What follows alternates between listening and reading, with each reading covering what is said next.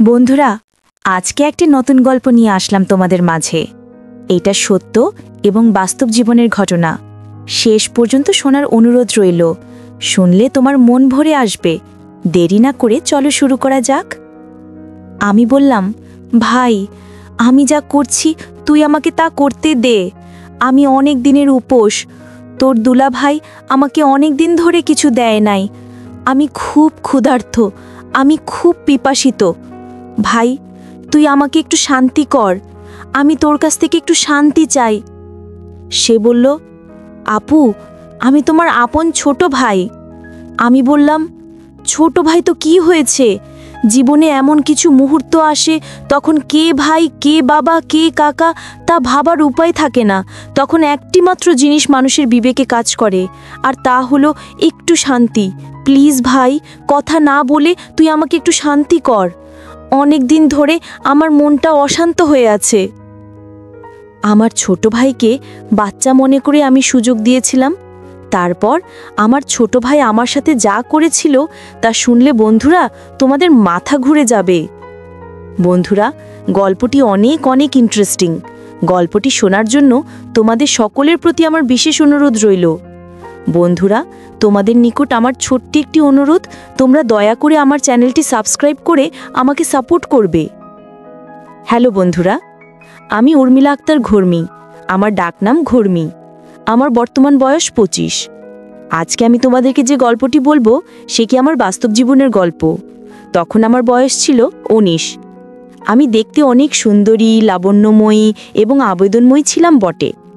আমার ফ্যামিলিতে শুধুমাত্র আমি, আমার ভাই এবং আমার মা বাবা ছিলেন। মোট সদস্য সংখ্যা ছিল 4 জন এবং আমি ছিলাম সবার বড়। আমার ভাই ছিল আমার ছোট, তার বয়স ছিল 15। আমার ছোট ভাইয়ের নাম সাগর। সে ক্লাস 10-এ পড়তো। সে দেখতে অনেক সুন্দর ছিল। আমি তাকে খুব ভালোবাসতাম এবং স্নেহ করতাম। তাকে দেখতে একেবারে নায়কের মতো চেহারা ছিল। তাকে দেখলেই আমার অন্য কিছু করতে মন চাইতো না। আমাদের পরিবারের সবাই খুব সুন্দর ছিল। আমি যেমন সুন্দরী ছিলাম, আমার ভাইও আমার মতোই সুন্দর ছিল। আমার মা বাবাও অনেক সুন্দর ছিল। আমার ছোট ভাইয়ের চেহারাটা এতই কিউট যে তাকে দেখলেই আমার আদর করতে মন চাইতো। মাঝে মাঝে আমি আমার বিয়ের আগে বিভিন্ন অজুহাতে তার সাথে বিভিন্নভাবে মজা করার চেষ্টা করতাম। বিয়ের আগে মাঝে মাঝে সে আর আমি একসাথে থাকতাম। প্রায়ই আমি তার কাছ থেকে ভিন্ন কিছু স্বাদ নেওয়ার চেষ্টা করতাম। সে তখন খুব ছোট ছিল বিধায় খুব একটা বেশি বুঝতো না। সে দেখতে অনেক সুন্দর হওয়ায় আমি তার প্রতি অনেক দুর্বল হয়ে গিয়েছিলাম, কিন্তু তা কখনো প্রকাশ করতে পারিনি। মনে মনে অনেকবার তাকে কাছে পেতে চেয়েছিলাম, তার সাথে ঘনিষ্ঠ হতে চেয়েছিলাম এবং তার কাছ থেকে অনেক ভালোবাসা পেতে চেয়েছিলাম, কিন্তু কখনো সাহস হয়নি বলার। কারণ সে তো আমার ছোট ভাই, যদি কাউকে বলে দেয়। যাই হোক বন্ধুরা, এভাবেই কাটছিল আমার দিন। আমার যখন বয়স 19 তখন আমার বিয়ে হয়ে যায় আমার এলাকা থেকে অন্য একটা গ্রামে। আমার যেখানে বিয়ে হয় সেখান থেকে আমাদের গ্রামের দূরত্ব ছিল প্রায় 8 কিলোমিটার। বিয়ের পর আমি আমার শ্বশুরবাড়ি চলে যাই এবং সেখানে সংসার শুরু করি। প্রথম আমার স্বামী আমাকে অনেক ভালোবাসতো। এমন ভালোবাসা দিত যে মনে হয়েছিল না, আমি স্বর্গে আছি। প্রথম দিন সে যখন আমার কাছে আসতে চাইবে তখন তো আমি খুব ভয় পেয়ে যাই, কারণ সে আমার থেকে বয়সে ছিল অনেক বড়।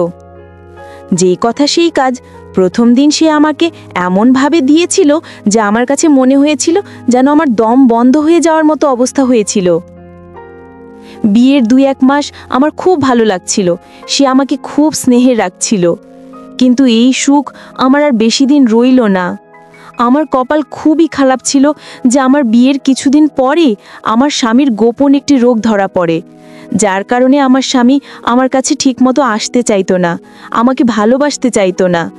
আমার প্রতি তার কোনো ফিলিংস কাজ করতো না আর মাঝে মাঝে আমার সাথে খুব খারাপ আচরণ করত।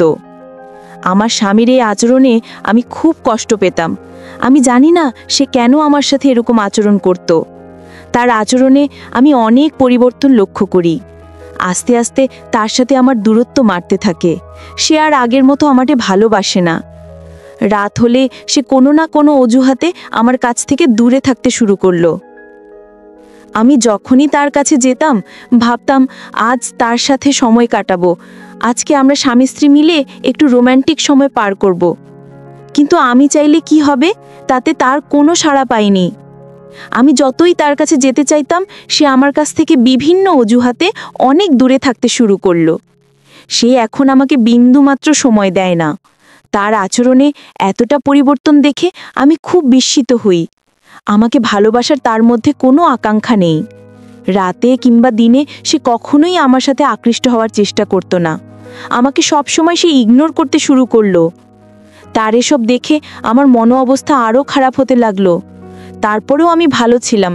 যাক, শত হলেও সে তো আমার স্বামী। আজ আমাকে ভালোবাসে না, কিন্তু কাল তো ভালোবাসবে। একদিন আমি ভাবলাম, যেহেতু তার আমার প্রতি কোনো টান নেই, আজকে তাহলে আমি তাকে আমার প্রতি আকৃষ্ট করার জন্য তাকে আমি নিজেই উদ্বুদ্ধ করব। আজকে আমি তার কাছ থেকে আমার অধিকার আদায় করে নেব। সেদিন রাতে আমি অনেক চেষ্টা করার পরেও তার কাছ থেকে আমি কোনো রেসপন্স পাইনি। সেদিন রাতে আমি অনেক কষ্ট পেয়েছিলাম। কষ্ট পেয়ে আমি চুপ করে আমার রুমের একপাশে বসেছিলাম। হঠাৎ টেবিলের মধ্যে একটি ডাক্তারের রিপোর্ট দেখতে পেলাম। রিপোর্ট দেখে আমার মাথা ঘুরে শুরু করলো। সেখানে পরিষ্কার করে লেখা ছিল যে আমার স্বামীর বিশেষত্ব নষ্ট হয়ে গেছে, সে আর কোনো দিন আমাকে সুখ দিতে পারবে না। রিপোর্ট দেখে আমি কি করব বুঝে উঠতে পারছিলাম না, কারণ আমার স্বামীর বিশেষত্ব নষ্ট হয়ে গেছে। এখন আমি কোন আশায় থাকব, কিভাবে আমি তার সংসার করব? তার যে সমস্যা, সে তো আর কোনোদিন আমাকে সুখ দিতে পারবে না।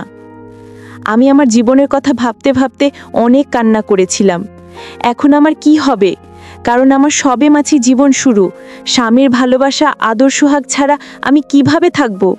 স্বামীর আনন্দ সুখ না নিয়ে আমি কোনোভাবেই থাকতে পারবো না। এই ভেবে আমি অনেক কান্না করতে থাকি, কিন্তু কাউকে কিছুই বলতে পারি না। মনে মনে ভাবলাম, এইভাবে আমি আর স্বামীর সংসার করব না।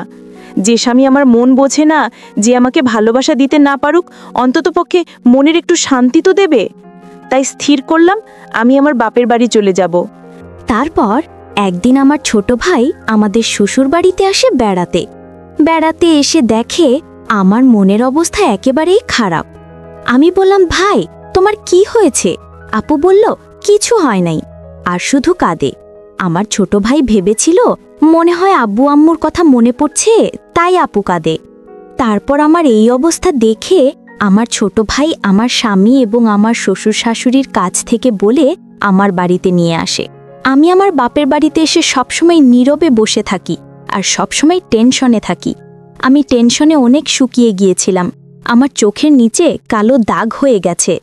আমার ছোট ভাই আমার এই অবস্থা দেখে আমাকে জিজ্ঞাসা করতে শুরু করে, আপু তোমার কি হয়েছে? দুলাভাই কি তোমাকে অনেক কষ্ট দেয়? দুলাভাই কি তোমার সাথে খারাপ আচরণ করে, নাকি না অন্য কিছু?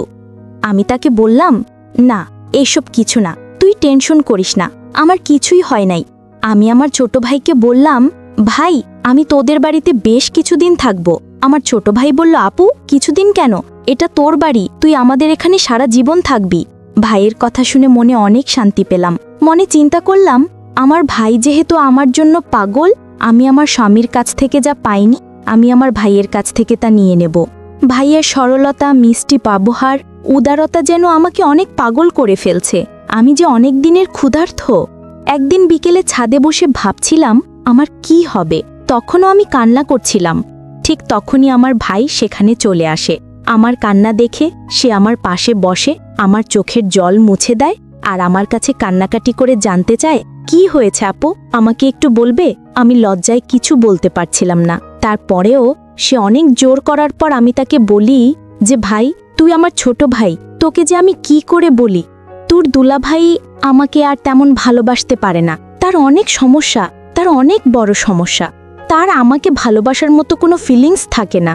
সে আমাকে কোনোভাবেই কোনো তৃপ্তি দিতে পারে না। সে আমাকে কোনোভাবেই সুখী করতে পারে না। এখন আমি কি করি বল ভাই? এই দুঃখ কি কারো কাছে বলা যায়? আমার মুখ থেকে এরকম ধরনের কথা শুনে আমার ভাই প্রথমে একটু চুপ হয়ে যায়। আমার ছোট ভাই যদিও বয়সে আমার থেকে ছোট, তার বয়স প্রায় 16-17-র কাছাকাছি। সে সব বুঝে। সে কিছুক্ষণ চুপ করে থাকার পর বলল, আপু দুলাভাইকে ডাক্তার দেখাও। আমি বললাম, অনেক ডাক্তার কবিরাজ সব দেখিয়েছে, কিন্তু কোনো কাজ হয় নাই। বিয়ের আগেও নাকি তার এরকম সমস্যা ছিল। তারপর অনেক ডাক্তার দেখিয়ে সে কোনো রকম ভালো হয়েছিল, কিন্তু ডাক্তার বলে দিয়েছিল যে আপনার যদি পরবর্তীতে এরকম সমস্যা হয় তাহলে আর ভালো হওয়ার সম্ভাবনা নেই। আমি আমার ছোট ভাইকে বললাম, ভাই, সে আর কোনো দিনও আমাকে সে সুখ দিতে পারবে না। আমার কথা শুনে তারও মন খারাপ হয়ে গেল। আমি মনে মনে ভাবছিলাম, এই সুখ এবং ভালোবাসা যদি আমি আমার ভাইয়ের কাছ থেকে পাই তাহলে অনেক ভালো হবে। তাই আমি একটি পরিকল্পনা করে কান্না করতে করতে আমি তাকে ধরার চেষ্টা করলাম। সে একটু লজ্জা পেল, কিন্তু কিছু বলল না। সে আমাকে বলল, দেখো আপু, তুমি এত টেনশন করো না, দেখি কি করা যায়। তার এই কথা শুনে আমি বললাম, কি আর দেখবে, তুমি আমার সুখ কি তুই এনে দিতে পারবে? আমি এভাবে থাকতে পারবো না। স্বামীর ভালোবাসাটা আমার খুব জরুরি। ভাই, তুমি এসব বুঝবে না, এভাবে থাকতে আমার অনেক কষ্ট হয়। সে আর কিছু না বলে আমাকে নিয়ে নিচে চলে আসে নাস্তা করার জন্য। আমরা নাস্তা করলাম এবং অনেক গল্প করলাম। আমি মনে মনে ভাবছিলাম, আমার ভাই হয়তো আমাকে নিয়ে কিছু ভাবতে শুরু করেছে, তাই আমি অনেক আনন্দ পেলাম। এরপর থেকে আমি আমার ভাইয়ের কাছাকাছি থাকতে শুরু করলাম। রাত হলে সে আমাকে সান্ত্বনা দেওয়ার জন্য সে আমার কাছে থাকত। আমি তো আমার ভাইকে ছোট বাচ্চা মনে করতাম, আর সেও আমার কাছাকাছি থাকতে পছন্দ করত। প্রতিদিন রাতে আমি আর আমার ছোট ভাই একসাথে ঘুমাই, কিন্তু আমার তো রাতে ঘুম আসতো না, শুধু চোখে মনে অন্য কিছুর বাসনা। চোখের আমার পাশে আমার আপন ছোট ভাই শুয়ে রয়েছে, মাঝে মাঝে তার প্রতি লোভ চলে যায়। ভাইয়ের যৌবনের প্রতি আমার লোভ চলে যায়। মনে হচ্ছে যেন আমি মোম আর সে আগুন। তার পাশে শুতে আমি যেন গলে যাচ্ছি এবং তাকে বারবার ছোঁয়ার চেষ্টা করছি, কিন্তু মনের মধ্যে কিছুটা ভয় করছিল। কিছুক্ষণ পর আমি অনুভব করলাম আমার ছোট ভাই ঘুমিয়ে পড়ল, কিন্তু আমার তো ঘুম নাই। যখন অনুভব করলাম সে ঘুমিয়ে পড়েছে, তখন আমি তাকে নিয়ে এক অন্যরকম অনুভূতি নেয়ার চেষ্টা করলাম। আমি যখন তাকে নিয়ে অন্যরকম কিছু করছিলাম, তখন আমি লক্ষ্য করলাম সে ঘুম থেকে উঠে গেছে। সে ঘুম থেকে উঠে বলল, আপু, তুমি আমার সাথে কি করছো? আমি বললাম, ভাই, আমি যা করছি তুই আমাকে তা করতে দে। আমি অনেক দিনের উপবাস, তোর দুলাভাই আমাকে অনেক দিন ধরে কিছু দেয় নাই। আমি খুব ক্ষুধার্ত, আমি খুব পিপাসিত। ভাই, তুই আমাকে একটু শান্তি কর, আমি তোর কাছ থেকে একটু শান্তি চাই। সে বলল, আপু, আমি তোমার ছোট ভাই। আমি বললাম, ছোট ভাই তো কি হয়েছে? জীবনে এমন কিছু মুহূর্ত আসে তখন কে ভাই, কে বাবা, কে কাকা তা ভাবার উপায় থাকে না। তখন একটি মাত্র জিনিস মানুষের বিবেকে কাজ করে, আর তা হলো একটু শান্তি। প্লিজ ভাই, কথা না বলে তুই আমাকে একটু শান্তি কর। আমার ছোট ভাইকে আমি বাচ্চা মনে করে তার সাথে আমি একটু রোমান্টিক করতে গিয়েছিলাম। সে যখন প্রথম আমাদের ওখানে আক্রমণ করেছিল, তখন আমার কাছে মনে হয়েছিল আমার দম বন্ধ হয়ে যাচ্ছিল। আমার মনে হয়েছিল যেন একটি প্রলয়ঙ্করী ঘূর্ণিঝড় বয়ে গিয়েছিল, আমার সব কিছু দুমড়ে মুচড়ে ফেলে দিয়েছিল। সেদিন সে আমাকে অনেক সুখ দিয়েছিল বন্ধুরা। তার কিছুদিন পর বন্ধুরা আমি আমার স্বামীকে ডিভোর্স দিয়ে দিই এবং আমি আমার ছোট ভাইকে স্বামীর মতো গ্রহণ করতে থাকি। বন্ধুরা, যে স্বামী না পারে কোনো মনের সুখ দিতে, না পারে অন্য কিছু, তার সাথে তো যাই হোক কেন সংসার হয় না। সবকিছু বাদ দিয়ে বন্ধুরা, এখন আমি আমার ছোট ভাইকে সবার অন্তরালে স্বামী রূপে গ্রহণ করে নিলাম। আমি জানি না আমার এই জীবন কতদিন চলবে। বন্ধুরা, আমি ভুল করছি নাকি ঠিক করছি তা আপনাদের উপর ছেড়ে দিলাম। নিশ্চয়ই আপনারা কমেন্ট করে জানাবেন। বন্ধুরা, আজকে এই পর্যন্তই। আবারও আসবো তোমাদের মধ্যে নতুন কোনো ভিডিও নিয়ে। ভিডিওটি যদি তোমাদের ভালো লাগে তাহলে একটি লাইক দাও। প্রতিদিন আমি তোমাদেরকে একটা করে নতুন গল্প উপহার দিব, তাই তোমাদেরকে অনুরোধ করে বলছি, তোমরা যদি এরকম ধরনের ইন্টারেস্টিং গল্প পেতে চাও তাহলে দয়া করে আমার চ্যানেলটি সাবস্ক্রাইব করো। পরিশেষে তোমাদের সকলের সুস্বাস্থ্য কামনা করি। ভিডিওটি দেখার জন্য তোমাদের সকলকে অসংখ্য ধন্যবাদ।